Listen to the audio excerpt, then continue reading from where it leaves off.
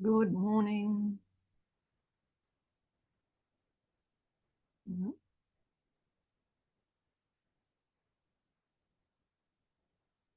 Good morning, everyone.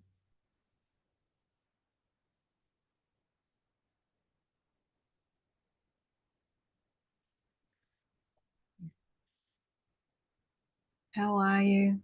Happy Mother's Day. Okay, I have something extra special for you today.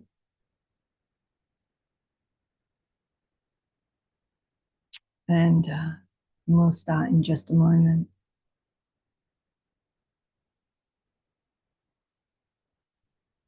Okay.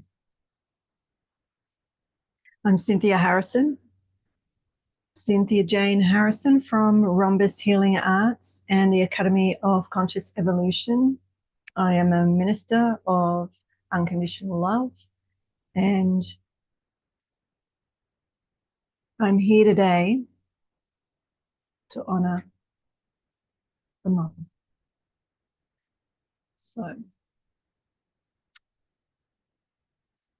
me just record this.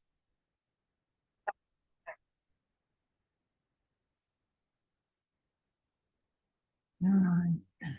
Beloved ones.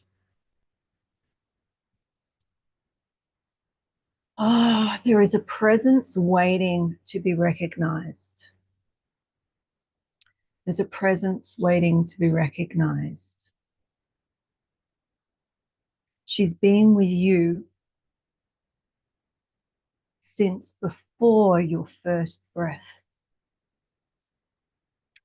She has cradled you through every joy and every sorrow.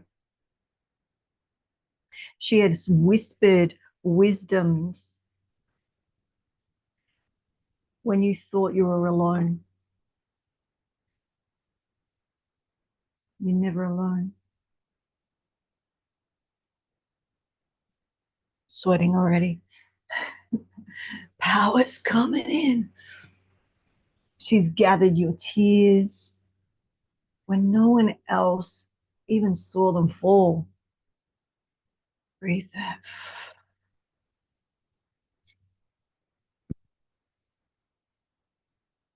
She gathered your tears when no one else even saw them fall.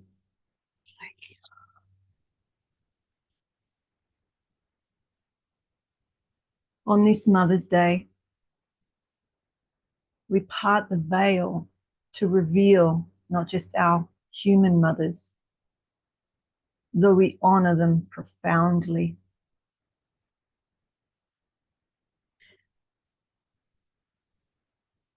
We're here to unveil the face of the Divine Mother, the Shekinah, the face whose exile mirrors our own separation from wholeness. What does that even mean? Whose return promises healing beyond our imagining. Beyond our imagining. And so today, I want to do something a little different. I'm sitting in front of the wall that I teach from that represents the mother to me, how I see and experience the divine light. And I want to take you through a story about half hour, maybe less, depending how much I extrapolate. But a story of the still, small voice within. And it's a story of mothers, mothering the mother. And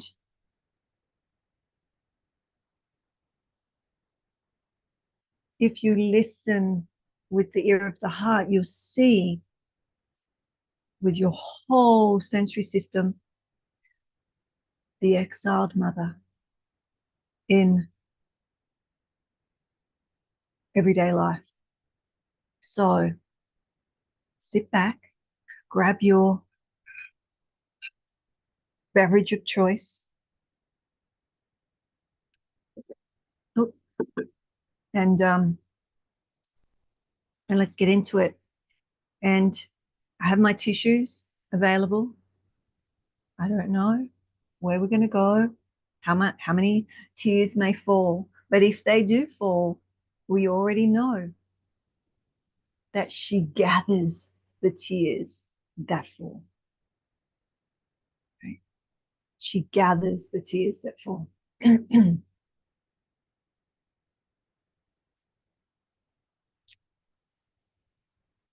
So let me just see who's here. I'm going to open the chat. Okay.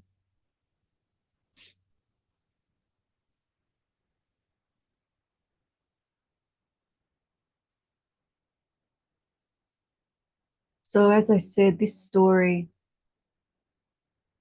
shows the becoming, the exile, a little bit about resilience and how we can be the mother in the everyday world. So let's get started.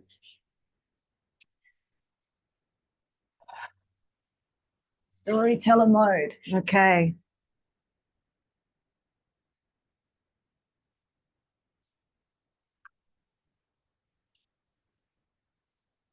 She slipped on her satin-lined red rose power dress, fixed her long, dark, curly mane into coils for an appropriate updo.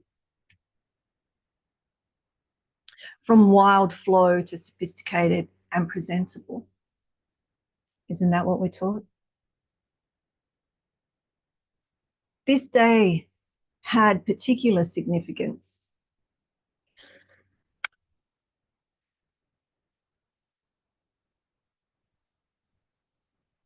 And the significance for her, and this was the role she played in life, was as a senior social worker and therapeutic specialist. So this is the practical mysticism coming in. She was to go into battle for 3 young girls. They were in foster care. They didn't have a voice. She was an advocate for the sisters to stay living together. Yet, if that wasn't magnitude enough, the magnitude, the magnificence in love and fear of this day far outweighed anything she could ever have imagined. It's unimaginable. So let's get into it. Early that morning, the phone rang, stopping her heart in that very moment. You know that when you know something is wrong. Something was very wrong. Her bones felt the chilling urgency. The voice on the phone confirmed that felt sense, saying her young one was on the way to hospital. And not only that she may not survive. They didn't expect her to even reach the hospital alive. So feel that as a mother wound. She went into disbelief, as anyone would. Yet as an ex-soldier, her training came in to gain control and go into action. You know, those roles have been her defenses most of her life, yet rarely for her own child. It's usually for others. And not since that original battle of her right to life 26 years prior did she have to go into that mode. So this is a story that goes in and out of a couple of characters that are real human people that are still in our lives. Okay. So this was the second mobilization rescue mission, because she had to go through that 26 years earlier. Through her tears, the tears that streaked her makeup and soaked her dress, she went to share the happenings with her family and quickly dove straight back into the task at hand. And the task was to get to that young one, to book a flight, to do all the things that needed to be done, to get to the airport. Everything else was dropped to assist this young one. Although, as a professional, she did get somebody to cover that court case for those 3 young ones, as a mother would. The waves of emotion ebbed and flowed with this forced shift in consciousness. She was forced to shift consciousness. She was immersed in people completing their daily tasks all around her, all the while knowing if she would ever hold, or not knowing if she would ever hold her baby again. Composed, yet the tears continued to streak through her barriers as the cab drove to the airport, and again trickling as she checked in to the flight. The weight created knots in her stomach, pains in her chest. She breathed through it.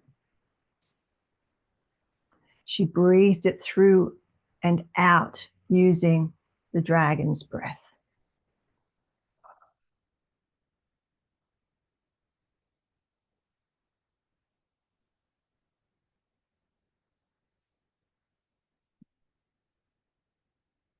While holding her little fingers to assist heart energy.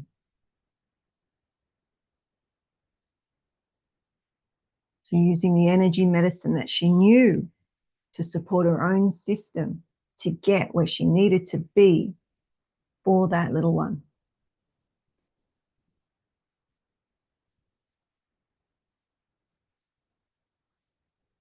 A small relief was that her sister, the young one's aunt, would be beside her soon. Right? She knew that her little one needed someone with her just in case. That she wouldn't go alone. This helped her manage some emotional regulation as the mother role was being covered until. On the flight, her spiritual practice held ground and showed the way, helping the shock. Can you imagine the shock? Have you had that shock? Experienced a shock? Right? So the energy medicine helped the shock to flow through the body, assisting to clear her mind and discharge that nervous system surges, right? The surges to be stable and clear for the task at hand. So with every text update saying where that young one was at, the nurse or the healthcare professional texting saying, this is where we're at. So she worked the young one's subtle energies on that plane trip, that 5-hour plane trip.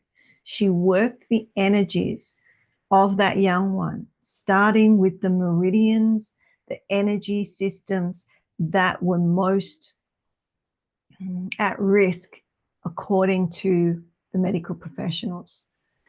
And she worked those energies. And as we found out, the next one and the next one, she worked those ones.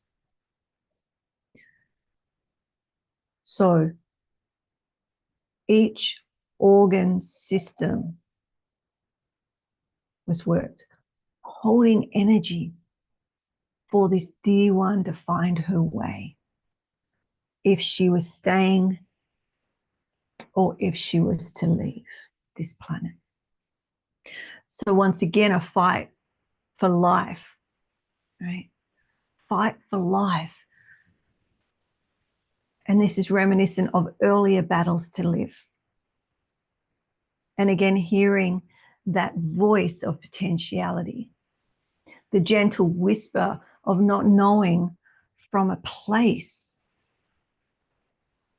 Have you experienced that? From a place of divinity that showed there was so much more to come.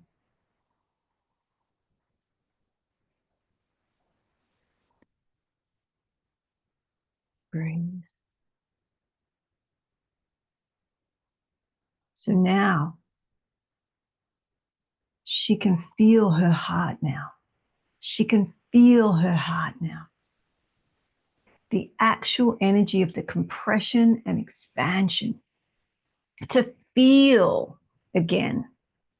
To really feel with every cell and every point of charge in her body. Sense the pain, the suffering, the joy, the bliss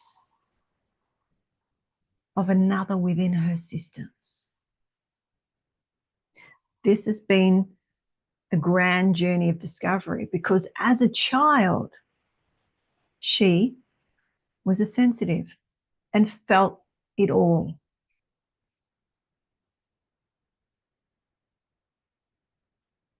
She felt it all. What got her through? So listening yourself, listening with your whole sensory system, the teachings in this story. What got her through was her body.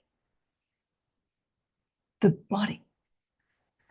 Her vehicle that she abused, poisoned, hurt, neglected, starved, has seen her through those many years. And many times that body, her precious vehicle, had reached fatigue. Many times it had burnt out. And it remembered. Our bodies remember.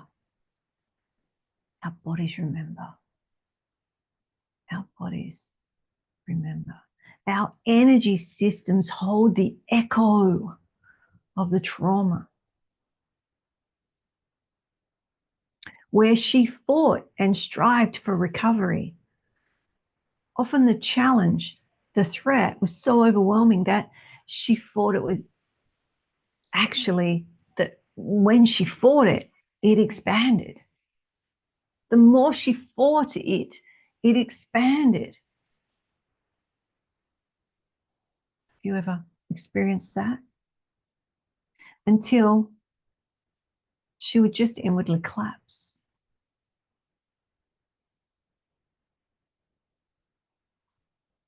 Walking around, no emotion, and in a state of survival. She knew that feeling,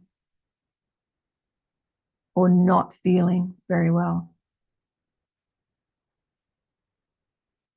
Right? Where you numb yourself out.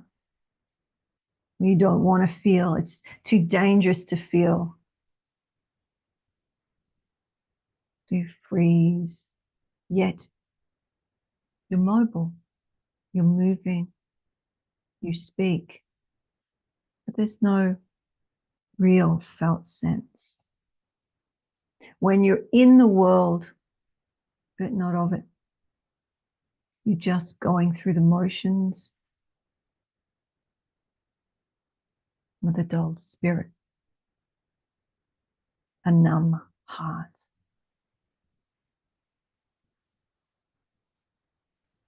Her mind flicks back to see her body's score.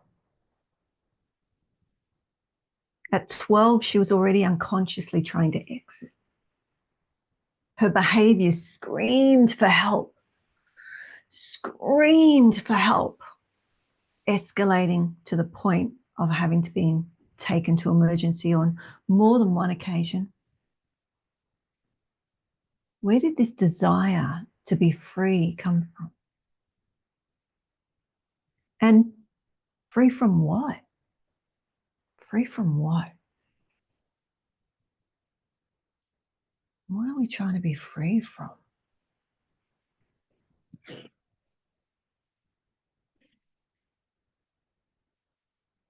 Confinement, indifference. Just remember the exiled mother, the Shekinah. Confinement, indifference, the guilt or shame, so subtly yet regularly piled on from society. Well, this little body would feel the pains and emotions of many in the world. How could she settle this? How could she just be?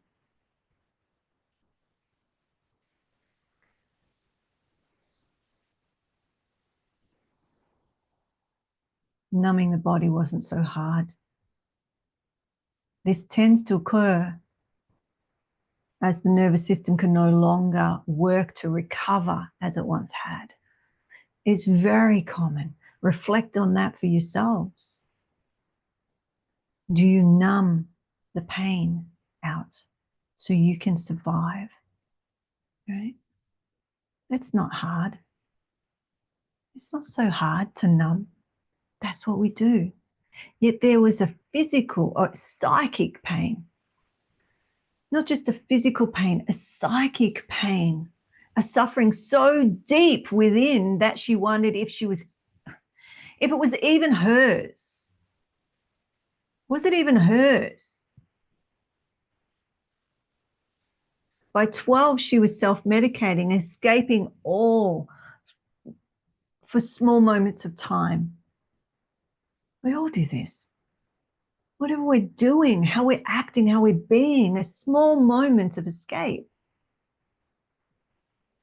So she would do this for small moments of time, freedom from any imagined or real constraints. It's a little bit of freedom. The behavior whispered for help. The behavior whispered for help. The behavior is the language, sending signals that something was not right. And over the next few months, through few years, it escalated to a soul scream. The soul scream. Her soul was screaming that only she could hear. Yet through her behavior, she spoke. Via her actions, she told her story. She wanted to live, yet she didn't know how. She was a risk taker, risking life and limb in daredevil acts and stunts of rebelliousness, poisoning, chemical concoctions onto her little systems. Rescued in a sense from bystanders. But what baffles her to this day is no one ever spoke. No one ever asked her why or how she was. It was survive, move on. Showing her time and time again She's not important. She's not valued. And she definitely was not seen or heard.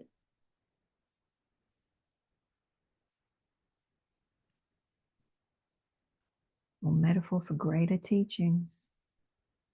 So those around her,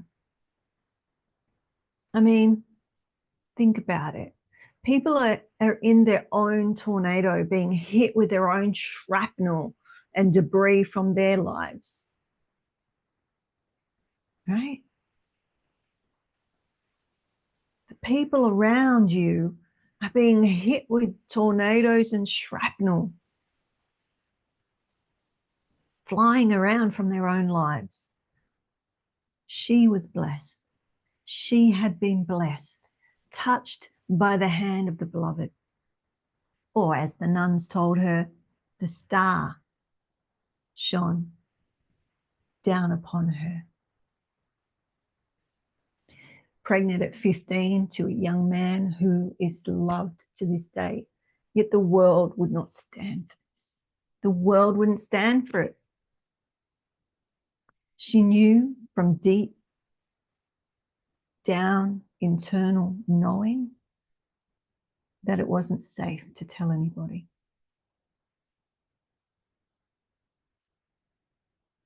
She told no one but her dear friend that would get her information from healthcare centers, catching the bus to town and collecting pamphlets, right? No Google back then.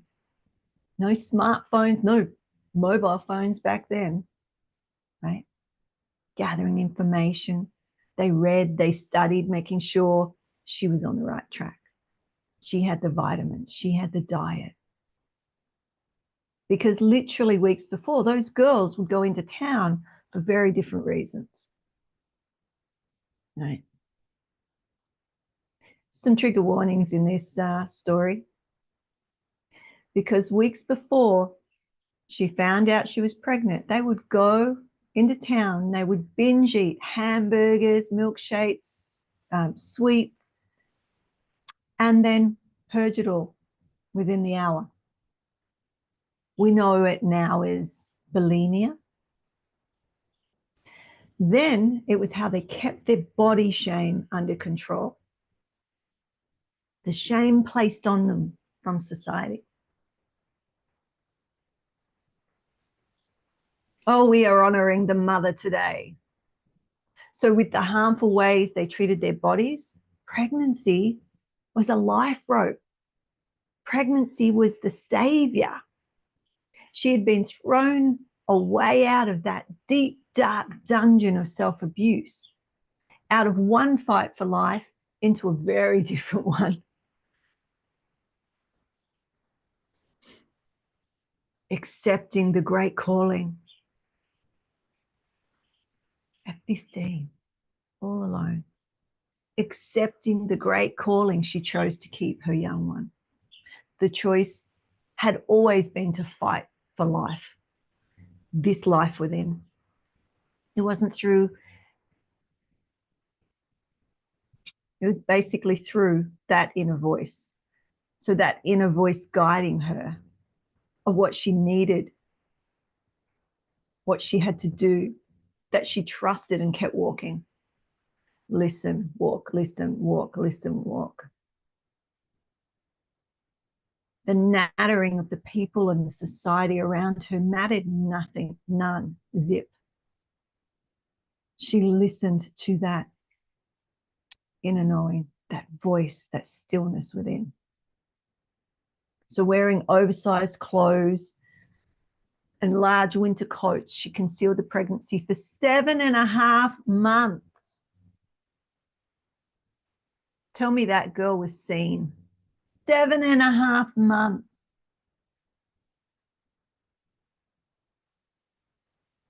She changed her behavior and lived a clean life, saying yes to the responsibility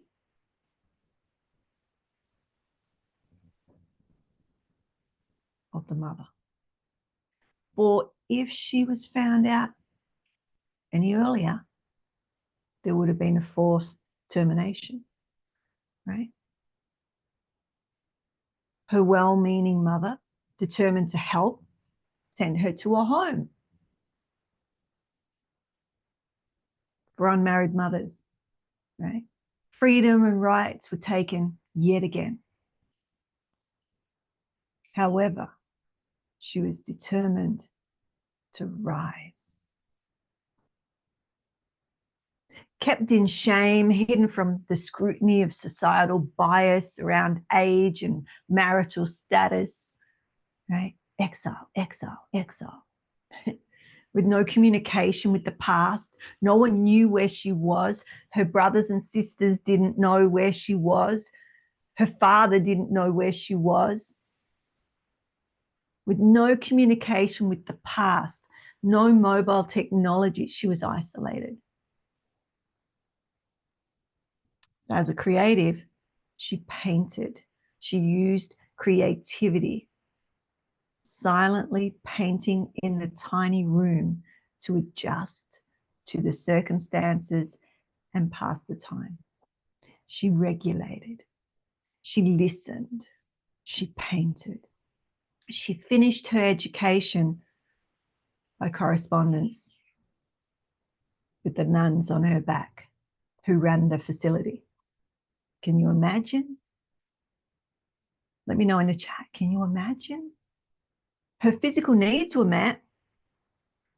The nuns, they booked her in to start the birth process.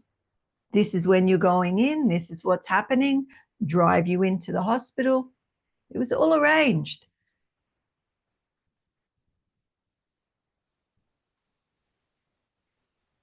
A red rosebud was placed in her hand by one of the nuns who said,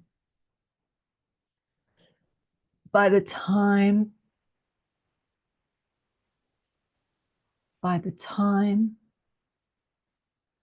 this bud opens, you will be a mother. She holds that gentle gesture in heart to this day. And the dried red rose is in her journal. Mama, don't preach. I'm keeping my baby.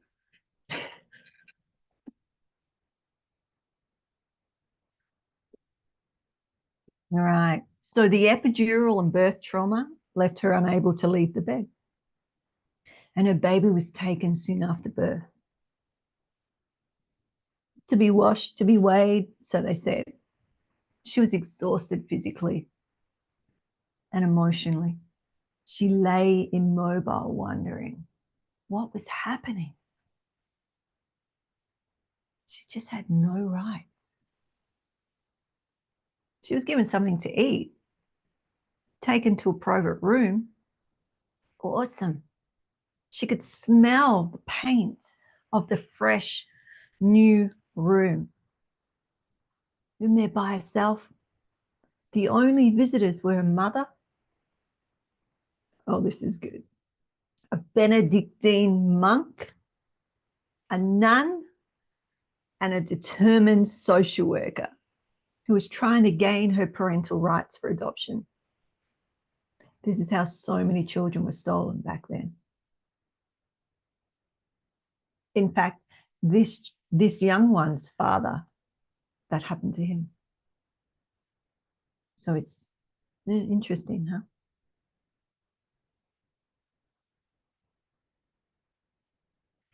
She saw she was on her own. No one was standing for her. No one heard her heart.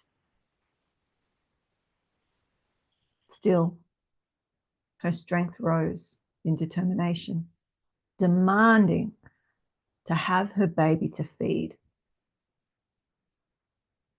Help me! Help me!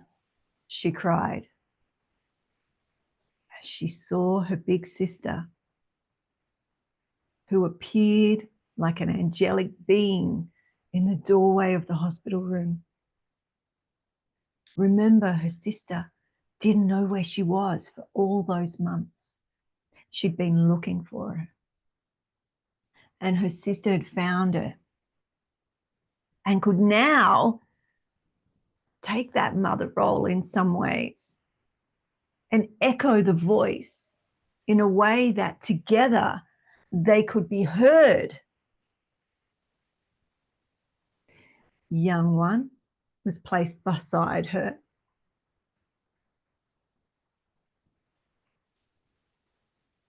She wondered, what have they done to you? Looking at her long fingers poking up, the dark hair with a full heart. She was here.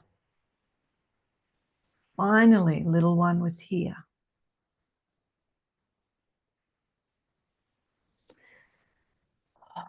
With an extended breath, she gazed into this new vision, bonding with her little one, who was finally in her arms.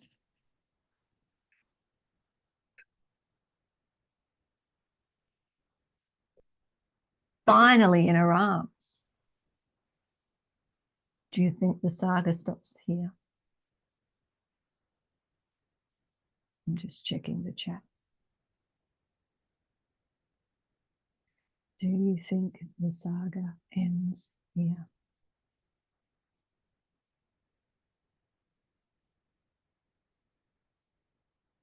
Soon after, the nurses moved her into a ward with 5 other mothers. So it's a 6-person ward.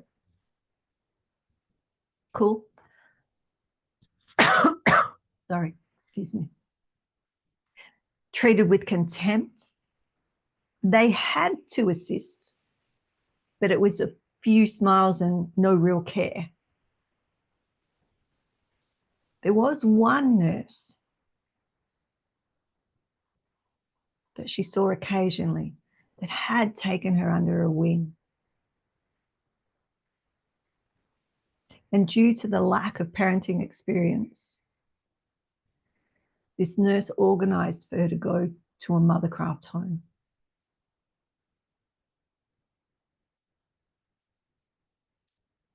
I don't even know if we have them anymore, but she felt cared for. Where was this young girl with her young one going to live, going to go? However, there was another archaic facility. The babies were held in the nursery and only out when they were due to be fed, to be washed or weighed.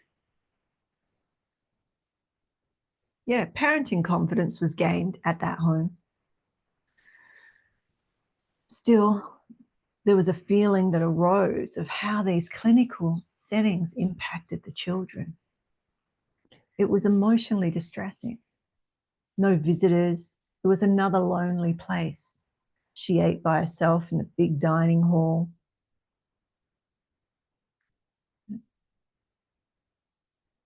She would occasionally see others,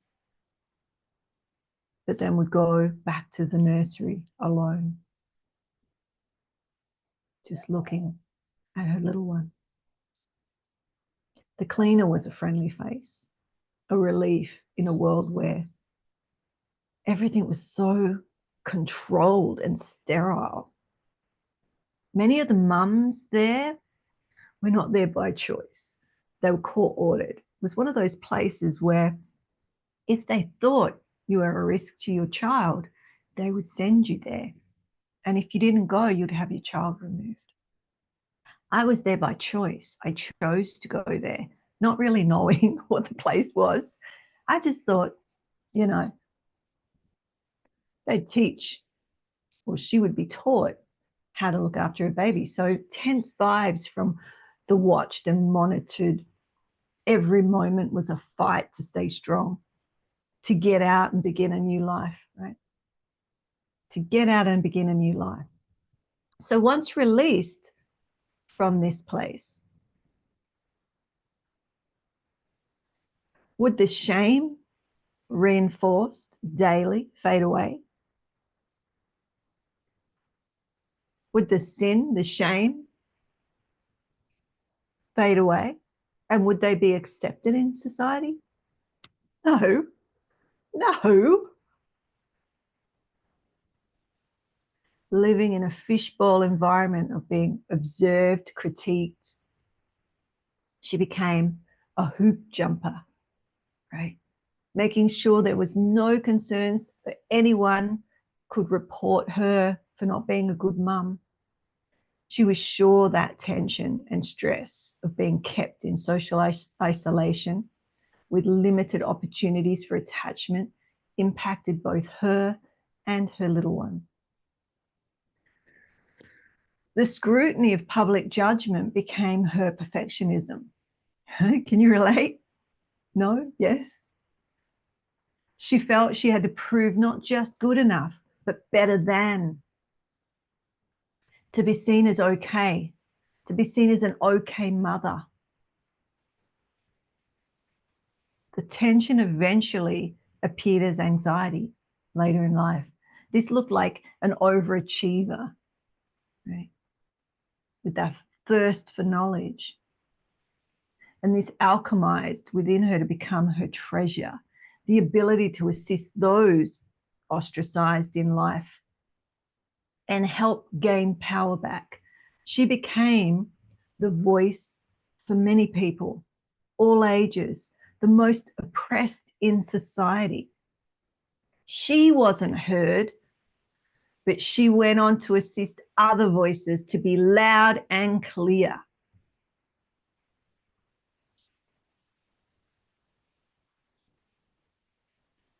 So 26 years later, they found themselves in a sterile, monitored environment once again. Isolated from family and not knowing if all would be well. The alchemy of the past melting away from the charged compression of that life.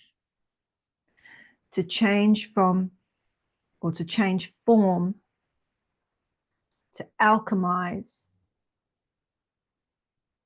for a new kind of strength, a resurrection of sorts. A resurrection of sorts.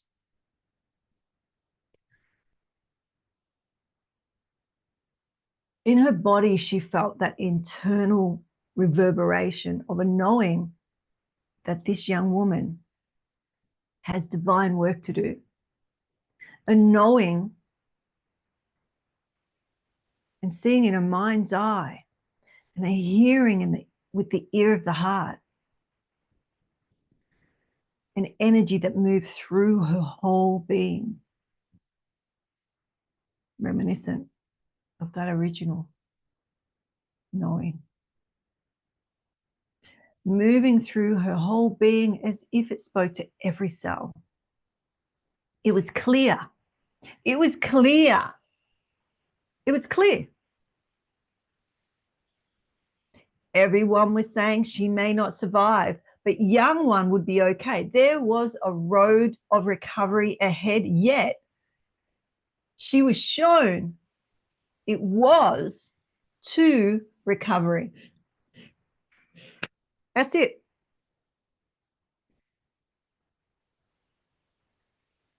That voice, that knowing, that divinity that came into her and showed her that this young one had great things to do in the world. It wasn't with words. It was a mystical experience that's ineffable. You cannot explain it. So, energy medicine became even more of a part of the healing of each day. Sitting in the park with young one's dog, accessing the sacred heart. If you don't know the sacred heart technique, actually, I'll teach it to you tomorrow. So come on tomorrow and I'll teach it to you. The sacred heart technique got her through. It's a process that supports, it will support with the holding the pain and the heaviness of the day. Right? This mother was holding all of that for all her family, all the medical profession, and the young one. not to mention herself. This was the time she could break down and break through, no longer having to stay strong for all the others. She would do that while she was at the hospital and talking to all the family members and friends and whatnot. She was the rock. But this was the time in the park where she could break down and through. She would cry out her despair and offer it up via the Sacred Heart. This became the ritual, her ritual, each day focusing on just one system to work, clearing, strengthening, holding points, and protocols for alignment of all of those subtle energies. Working the shock points, so important. Working those shock points. And any major concern of the medical profession or the medical staff. Each day looking at, okay, what are they concerned about? But also being in that grace.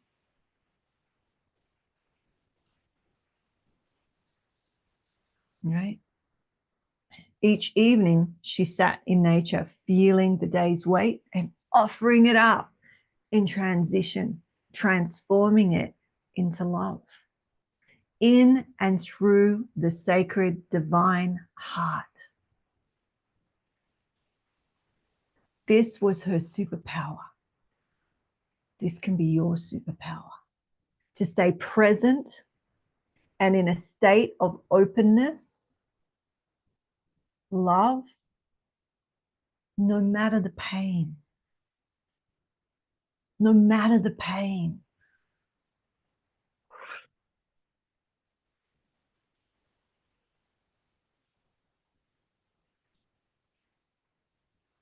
So I'll show you, I'll go through the Sacred Heart technique tomorrow if you're interested. I'll do a live. The resurrection of both mother and daughter from their comfortable nests to the rising from its burnt ash, like the great phoenix. The great phoenix, now they fly with a vision of what is important and possible. No longer living in the shadows of shame and having freedom dictated.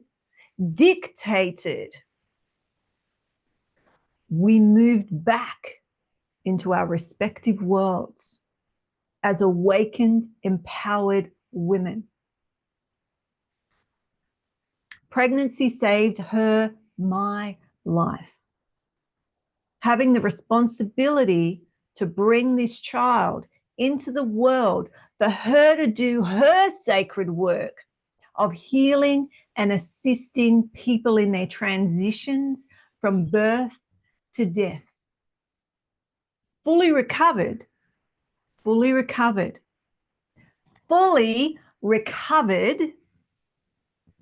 A year later, that spark was thrown forward, just as I had been shown in that time of deep distress and uncertainty, that divine intervention.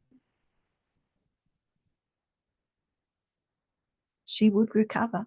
She did recover fully, and young one became vibrant. She answered her call to be responsible for the raising of 3 children of her own. She went on to have a career as an intensive care nurse, saving others, also assisting them to leave this plane when, if required.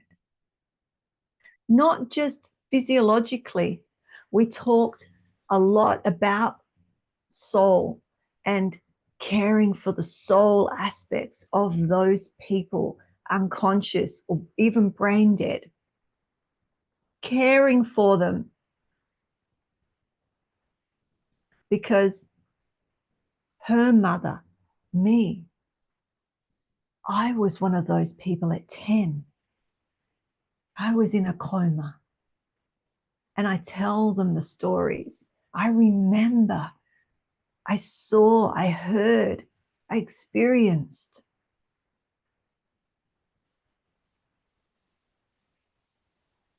What a blessing that that young one became this great mother, woman. The Shekinah, the holy wisdom rests within her. So trauma can be a portal for our evolution, a way to be still enough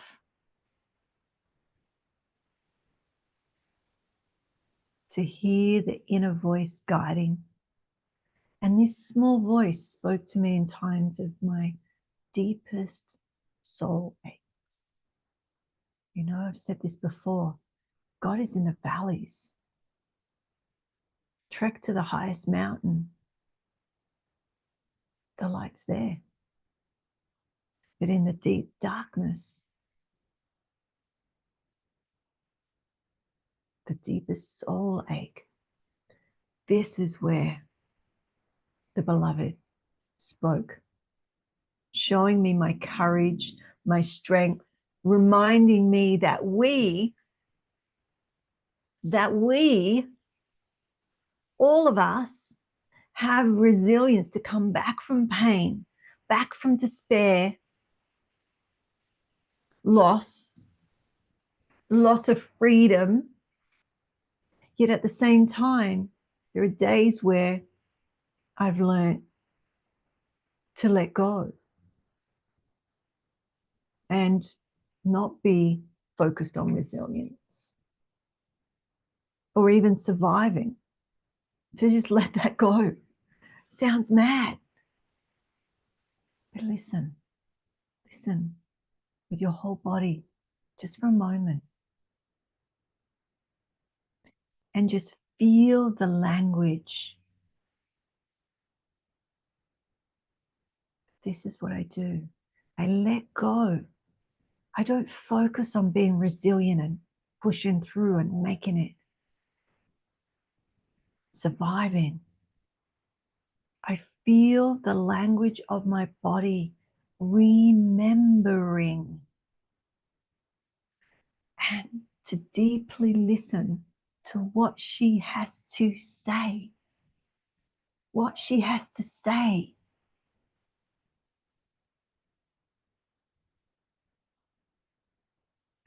From all of these experiences,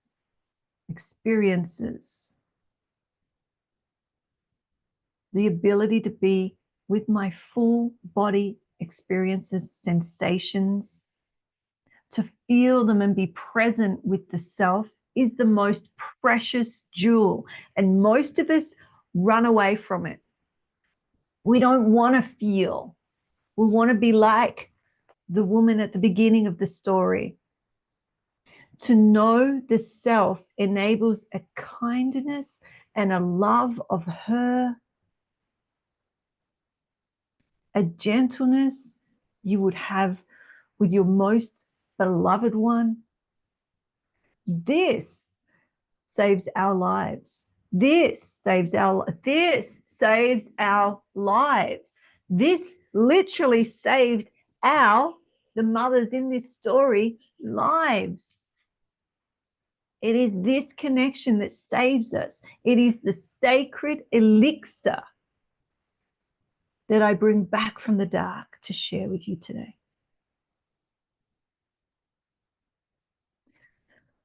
So I'm going to share a poem that I wrote, and then we'll end with a prayer.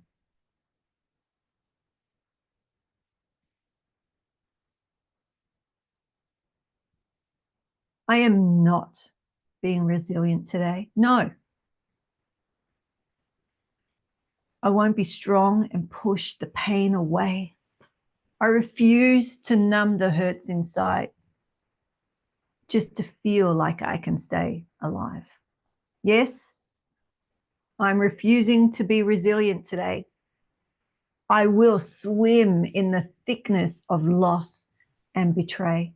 I will feel every moment my body wants to say how she has been impacted and now needs to lay. I won't be here for anyone today.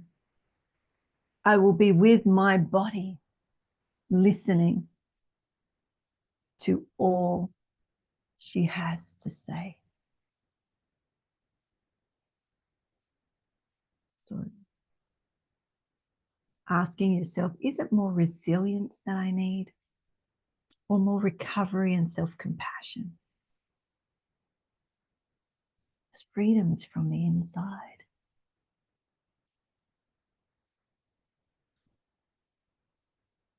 So that was my Mother's Day story. That was my Mother Day story. And on this Mother's Day, we honor all the women who have fought battles for life. We've listened to the divine guidance. We've transformed, or who have transformed, their pain into purpose. We recognize that motherhood comes in many forms, biological, adoptive, spiritual, and that all reflect God's nurturing, protective love. And so let's end with a prayer.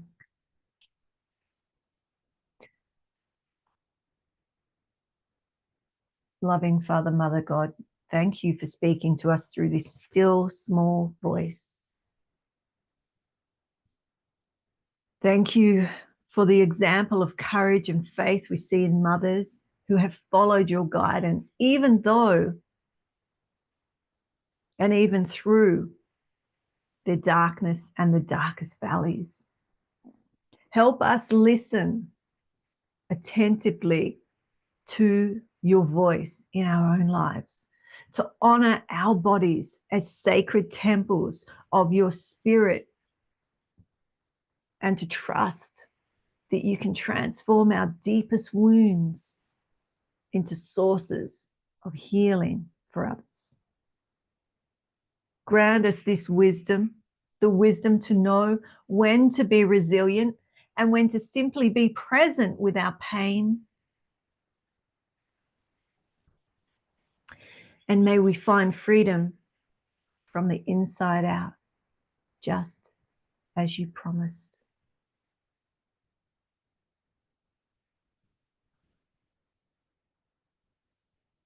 Happy Mother's Day. Honor the mother, not just today, but every day. Go well. Until we meet again, may the blessings be.